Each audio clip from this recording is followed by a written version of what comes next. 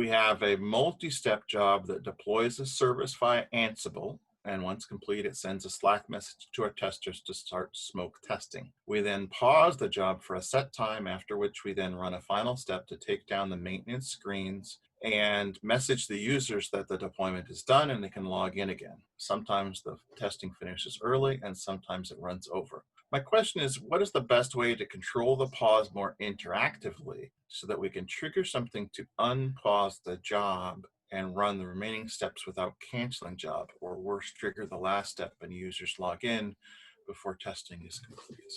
Pam or Greg, any thoughts on that? I'm trying to think through the... Yeah, so we don't really have any kind of interactive steps right now. So he's trying to work around that with a pause. I guess I would suggest maybe splitting the job if possible into two different jobs so that the last phase after the pause is just a separate job, and you would run that job after your testers are done. And without a pause there, it wouldn't trigger too soon. So that's one option.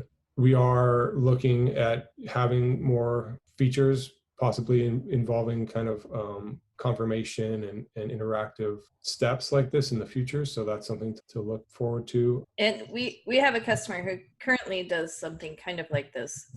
So in Slack, you can actually create buttons, right, you can put webhooks on. So when the job ends, it sends a message to Slack and creates the correct webhook for the next job. So the next job doesn't get triggered until someone presses the approve button in Slack. So that it is possible to do right now with the two separate jobs. Okay, that's a good suggestion. Thank you, Pam. Yeah, I think, Terrence, this is a tough call. You're certainly not the only one who's trying to accomplish something like this.